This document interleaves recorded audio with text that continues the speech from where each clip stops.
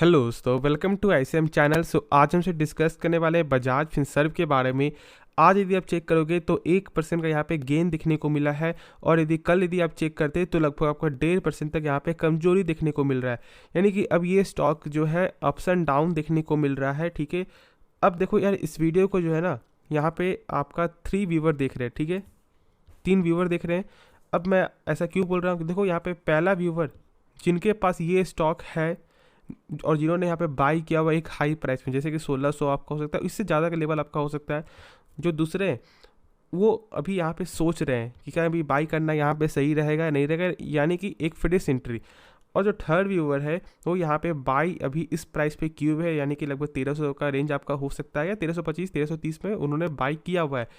तो अब यहाँ पे तीनों को यहाँ पे डाउट क्या है कि कब ये स्टॉक आगे बढ़ेगा। ठीक है, क्यों? क्योंकि देखो, जो बाई करना चाह रहे हैं वो भी यहाँ पे यही सोच करके अभी फोकस कर रहे हैं कि इसका प्राइस अभी एक अच्छा खासा प्राइस आपको आ चुका है। क्यों? क्योंकि यहाँ पे पी दिए चेक करोगे तो मात्र 35 का ही पी दिखने को मिलता है। तो बस लोग यहाँ पे सोच रहे हैं कि बाई करना सही रहेगा नहीं रहेगा। देखो, एक चीज़ मैं बता दूँ कि स्टॉक मार्केट में जो स्टॉक है ना, वो एक छोटे पौधे की तरह है। जब आप एक छोटे पौधे को जब आप जो लगाते हो तो ऐसा नहीं होता कि वह तुरंत ही वो फल दे दे, यानी कि वो तुरंत ही आपको यहाँ पे जो भी फल चाहिए, रिजल्ट चाहिए, वो दे दे। नहीं, वहाँ पे केयर करना पड़ता है ना। और चांस ये भी होता है कि आप केयर करो लेकिन उसके बाद भी यहाँ पे फल ना दे पाए। तो स्टॉक मार्केट में स्टॉक भी ऐसा ही है। तो हम सब यहाँ पे कैसे पहचानेंगे कि जो हम सब पौधे को जो रोपे हैं वो पौधा एक अच्छे क्वालिटी का पौधा है? तो हम सब उसके लिए क्या चेक करते हैं? फंडामेंटल। और मैंने इसके बारे में सारा फंडामेंटल मैंने आपको बताया हुआ है, जो लोग मुझे पहले से फॉलो कर रहे। और मैं ज़्यादा वीडियो को लंबा भी नहीं करना चाहता, लेकिन मैं कुछ यहाँ पे आपको बता भी दूंगा। लेकिन एक चीज़ मैं बता दूँ कि आपको पेशेंस रखना पड़ेगा यदि आप इस स्टॉक में चाहते हो कि कुछ पैसा बना ले। क्यों? क्योंकि बहुत से लोग यहाँ पे जो है ये नहीं जानते होंगे कि जब बजाज फाइनेंस ने जब 2016 में जब स्टॉक स्प्लिट और जब बोनस दिया था ना, तो लगभग प्राइस था उस समय 10,000 रुपया। ठीक है, और 10,000 का स्टॉक जो घटकर आपका आ चुका था 1,000, और 1,000 से घटकर आपका आ चुका था 800। ठीक है, समझ आपको आ रहा है? और 800 से भी आप चेक करोगे तो बजाज फाइनेंस अभी 8,000 टच करके आया है ना। तो वही चीज़ है, पेशेंस रखोगे तो ही यहाँ पे पैसा बना पाओगे। बस हाँ, पेशेंस हम यदि हम लोगों को उस स्टॉक में रखना है जो स्टॉक एक अच्छे क्वालिटी का स्टॉक है। ऐसा नहीं कि जो स्टॉक यहाँ पे लगातार आपको लॉस दिखा रहा है और उस पर हम सब पेशेंस रख रहे हैं, तो ऐसा कुछ भी नहीं होता। तो चलो इस वीडियो को स्टार्ट करते हैं, लेकिन उससे पहले इस चैनल को सब्सक्राइब कर दूँ और इस वीडियो को भी लाइक करना यदि आपको ये वीडियो पसंद आए। तो चलो डिस्कस करते हैं, एक अच्छे से डिस्कस करेंगे, अंत तक ज़रूर देखना। लेकिन पहले आज हम सब एक चीज़ पे यहाँ पे फोकस करते हैं। पहले आज का हमारा आपका पहला फैक्ट वो है, यहाँ पे देख सकते हो आपका लगभग 39% का यहाँ पे आपका जो क्या देखने को मिलता है आपको डिलीवरी। ठीक है, साथ साथ मैं एक चीज़ बता दूँ कि ये कंपनी खास क्यों है और इसकी वजह क्या है। बजाज फाइनेंस का एनपीए, ठीक है, मैंने बहुत सारे वीडियो मैंने आपको बताया हुआ, लेकिन जो लोग यहाँ पे नए देख रहे हैं उनके लिए भी आपको जानना जरूरी है। तो यहाँ पे एनपीए का मतलब क्या होता है? एनपीए का मतलब आपका होता है बैड लोन। एक तरह से शॉर्ट में बोल दूँ, इसका मतलब ये है कि जैसे कि मान लो बैंक आपको लोन दे रही है और आपने एक भी किस्त जो है पे नहीं किया 3 महीने तक, तो बैंक को क्या लगेगा कि उनका पैसा मिलना बहुत ही कम चांस है। और आरबीआई के अनुसार किसी भी बैंकिंग कंपनी का या किसी भी आपको फाइनेंसिंग कंपनी का एनपीए जो है वो 3% से ज़्यादा नहीं होना चाहिए। और यदि ज़्यादा हो जाता है मान लो बाई चांस, ठीक है, तो फिर स्टॉक में इतना प्रेशर आएगा कि आप सोच भी नहीं सकते, और एक अच्छे कंपनी का स्टॉक इस कदर पे आ जाएगा कि फिर वो उठने की वो चाह रहेगा लेकिन वो उठ नहीं पाएगा। ठीक है, और वही चीज़ अभी यदि आप चेक करोगे तो आपका हो चुका है आरबीएल बैंक, बंधन बैंक, ये सब एक अच्छे बैंक है। ठीक है, लेकिन एक बार जहां 2-3 क्वार्टर में एनपीए 3% से ऊपर गया है और अब यहाँ पे सही भी हो चुका है। ठीक है, अभी आपको 3% से नीचे, यानी कि अभी तक तो यहाँ पे 2% के नीचे आपको चल रहा है एनपीए, उसके बाद भी वो बाउंस बैक नहीं कर पा रहा है उस कदर के लेवल का। तो वही चीज़ है, एनपीए बहुत ज़्यादा यहाँ पे इंपॉर्टेंट है। और यदि आप एक चीज़ जानते होंगे, शायद बहुत से लोग यहाँ पे नहीं जानते होंगे, देखो जो ये बैंक आपका है ना, जिसका नाम है आपका एचडीएफसी बैंक, जो हम सब बोलते हैं कि यार ये एक बेस्ट स्टॉक है, इसमें यहाँ पे आप इन्वेस्ट करो फॉर द लॉन्ग टर्म के लिए। ऐसा हम सब क्यों बोलते हैं? क्योंकि जानते हैं उसका एनपीए जो है ना, उसका एक रिकॉर्ड है, 10 साल में एक बार भी 0.5% के ऊपर यहाँ पे नहीं गया है। और अभी इसी के रास्ते पे बजाज फाइनेंस भी अभी चल रहा है। और इस बार का क्वार्टर का जो एनपीए है ना, वो देखने को मिला है क्या, 0.41%। आप सोच सकते हो कितना बेस्ट एनपीए है। अब एक चीज़ और है, वो है आपका यहाँ पे CAR। ठीक है। इसे हमसे क्या बोलते हैं आपको, इसे हमसे बोलते हैं कैपिटल एडिक्वेसी रेशियो। एक ऐसा रेशियो जो आपको ये बताता है कि मान लो किसी भी कंपनी या आपको किसी भी बैंकिंग कंपनी का या फिर आपको किसी भी फाइनेंसिंग कंपनी का एनपीए बहुत ज़्यादा बढ़ जाता है, तो क्या उनके पास कुछ बैकअप मनी है या फिर नहीं। बैकअप मनी यानी आप समझ रहे हो ना कि 100% ऐसे, और जो बैकअप मनी एक्स्ट्रा जो पैसा है वो, ठीक है। तो बैकअप मनी कम से कम आरबीआई के अनुसार 9% होना चाहिए, और यहाँ पे इस कंपनी के पास कितना जानते हो, 25% का।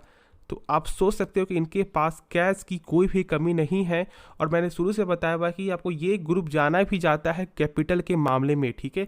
अब तो ये एक बेसिक चीज़ है, लेकिन एनपीए को जो है ना आपको समझना बहुत ज़्यादा जरूरी है। यदि आप किसी भी बैंकिंग स्टॉक को बाई कर रहे हो या आप किसी फाइनेंसिंग स्टॉक को बाई कर रहे हो ना, तो एनपीए ज़रूर देखना, और ये चीज़ आपको बहुत हेल्प करेगा, और फिर आप बाद में बोलोगे भी कि हाँ ये चीज़ ने हेल्प किया है मुझे, ठीक है। तो ये चीज़ आप ज़रूर से सुन लेना, यदि आपको नहीं समझ में फिर से आप पीछे जाना और एनपीए के बारे में सही से समझ लेना। अब हम सब इसके बारे में कुछ और डिस्कस करते हैं। अब यदि यहाँ पे आप चेक करोगे इस कंपनी का सेल्स, तो लगातार ही आपको सेल्स में ग्रोथ देखने को मिलेगा, ठीक है। इस क्वार्टर का भी आप नंबर चेक कर सकते हो कि कितना अच्छा नंबर देखने को मिला है, ठीक है। और यदि आप चेक करो यहाँ पे ईयर ऑन ईयर के वाइज से भी, तो आप देख सकते हो, ठीक है। बहुत एक बेहतरीन यहाँ पे सेल्स में ग्रोथ देखने को मिला है। साथ साथ इसका यदि आप प्रॉफिट चेक करोगे, तो प्रॉफिट भी यहाँ पे 10% का क्वार्टर में यहाँ पे गेन है, जो कम नहीं है, क्योंकि यहाँ पे एक्सपर्ट का मानना था कि लगभग 5 से 6% का यहाँ पे आपका प्रॉफिट गेन आ सकता है, लेकिन यहाँ पे कंपनी ने 10% तक दिखाया, ठीक है। अब देखो यहाँ पे स्टॉक में प्रेशर क्यों है ये तो नहीं पता, ठीक है। ये ऐसा देखो, एक चीज़ बता दूं कि यहाँ पे टेक्निकल तो कमज़ोर है, ठीक है। ये मैंने आपको बताया हुआ है कि 1400 के नीचे है, यानी कि अभी टेक्निकल कमज़ोर है। लेकिन कोई भी स्टॉक जो लॉन्ग टर्म में ग्रोथ दिखाता है ना, वो आपका फंडामेंटल बेसिस से ही दिखाता है। देखो टेक्निकल एक शॉर्ट टर्म आपका हो गया, एक न्यूज़ एक शॉर्ट टर्म हो गया, ठीक है। यदि कुछ ऐसा न्यूज़ नहीं आता तो ठीक है, लेकिन यदि फंडामेंटल जब किसी भी शेयर का जब आपका स्ट्रांग होगा, तो वो आज ना कल आपका अच्छा पैसा बना के देगा। तो आप जो है फंडामेंटल के बेसिस पे किसी भी स्टॉक को बाई करो, ना ही टेक्निकल। देखो टेक्निकल में आप यदि इंट्राडे कर रहे हो या फिर यदि आप जो है यहाँ पे स्विंग ट्रेडर हो, तो फिर इसके बेसिस पे जाओ। लेकिन यदि आपका एक लॉन्ग टर्म में आपका गेम है, यदि आप लॉन्ग टर्म में चाहते हो मार्केट प्लेयर बनना है आपको, तो फिर आपको फंडामेंटल जानना ज़रूरी है। अब देखो इस कंपनी का यहाँ पे चेक करोगे आपका, मैं थोड़ा आपको दिखा भी दूँ आरओसी और आरओई क्या होता है, ठीक है। इसके बारे में थोड़ा आप जान लो। देखो आरओसी का मतलब आपका क्या होता है ये जानो पहले। इसका मतलब आपको होता है रिटर्न ऑन कैपिटल एम्प्लॉयड, यानी कि जैसे कि मान लो कंपनी जब अपने ऊपर 100 रुपया लगा रहा है ना, तो यही 100 रुपया 1 साल बाद कंपनी का कितना रुपया बन जाता है, तो यहाँ पे बनता है ऑलमोस्ट 111 रुपया, जो 1% तक थोड़ा कम देखने को मिलता है, और लगभग 12% होना चाहिए। यही थोड़ा यहाँ पे आपको खराबी है, लेकिन बाकी यहाँ पे इसका चेक करोगे आपका आरओई, तो वो यहाँ पे 12% है। अब यदि इस कंपनी का थोड़ा कुछ और फैक्ट जानोगे, वो है इस कंपनी का कैश फ्लो। अब कैश फ्लो क्या होता है, ठीक है। कैश फ्लो का मतलब ये है कि कंपनी जो भी सामान बेच रही है, क्या उसका पैसा जो है रिटर्न आ रहा है या फिर नहीं आ रहा है। पहले क्या था कि बहुत सारी कंपनी क्या होता था कि सेल्स में बढ़ता था, ठीक है, प्रॉफिट भी बढ़ता था, लेकिन कैश फ्लो यहाँ पे सही नहीं था। तो ये देखो क्या है, नेट कैश फ्लो यहाँ पे आपका पॉजिटिव है। और देखो ये एक फाइनेंसिंग कंपनी है, तो इसका आपको नेट जो कैश फ्लो है वो हम लोगों को नेट कैश फ्लो ही चेक करना होगा। क्यों? क्योंकि इसलिए क्योंकि देखो यहाँ पे आपका जो ऑपरेटिंग है ना, ये एक फाइनेंसिंग है। तो जैसे कि मान लो यदि आपका यहाँ यदि मान लो ये कंपनी ने आपको फाइनेंस किया 1 लाख रुपया, ठीक है, और इसका आपका जो आपका बनता है 3 साल का टेन्योर बनता है, तो फिर ये तो 1 साल का ही यहाँ पे आपको कैश फ्लो निकालता है ना, तो फिर तो यहाँ पे आपको जो है दिखाएगा क्या है कि यहाँ पे नेगेटिव दिखाएगा।